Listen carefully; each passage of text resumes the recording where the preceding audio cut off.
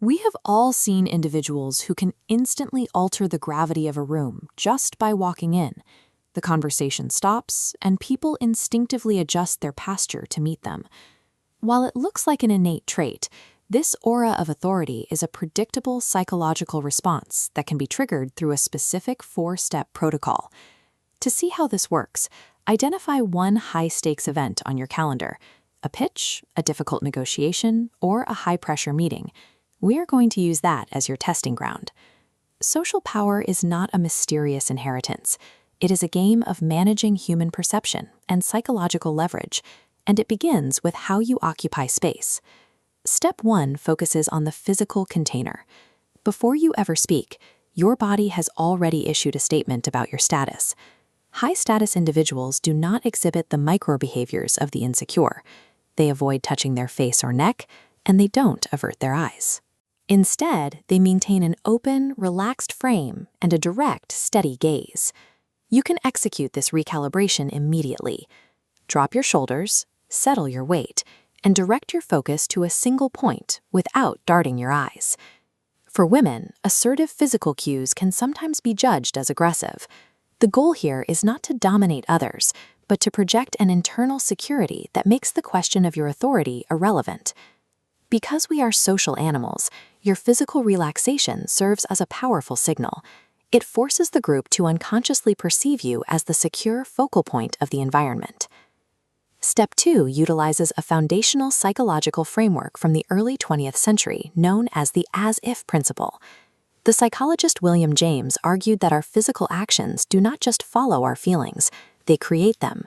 This means if you act as if you already possess ultimate authority over your domain, your brain begins to adopt that reality.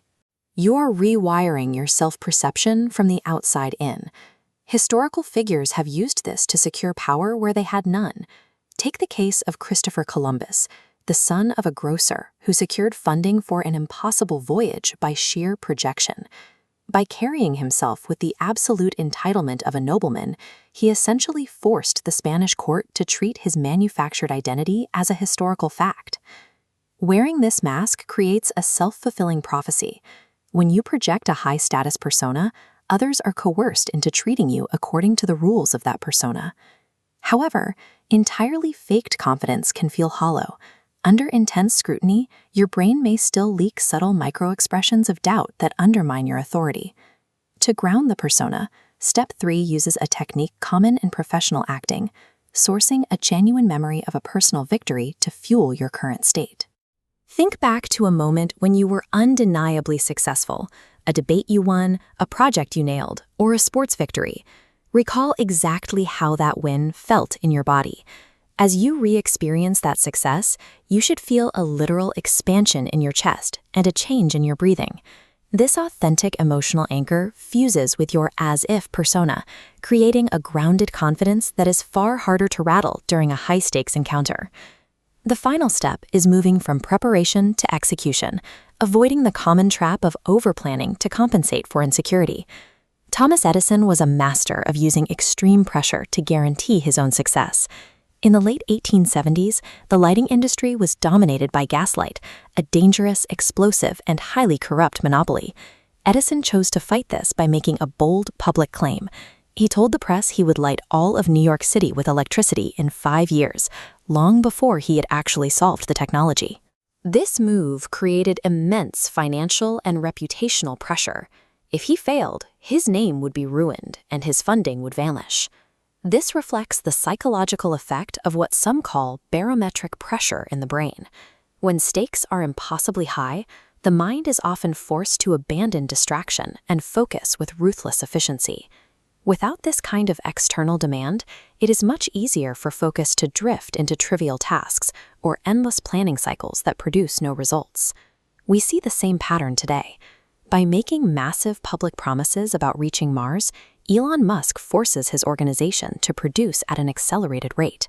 Manufacturing an inescapable public deadline bypasses your own hesitation. It forces the kind of bold execution that instantly commands the respect of your peers.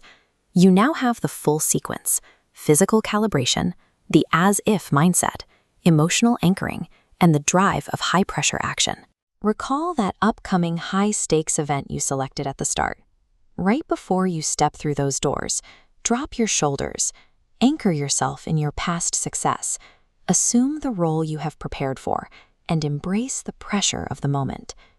True respect is not a gift. It is something actively constructed by those who are willing to command their own psychology and the space around them.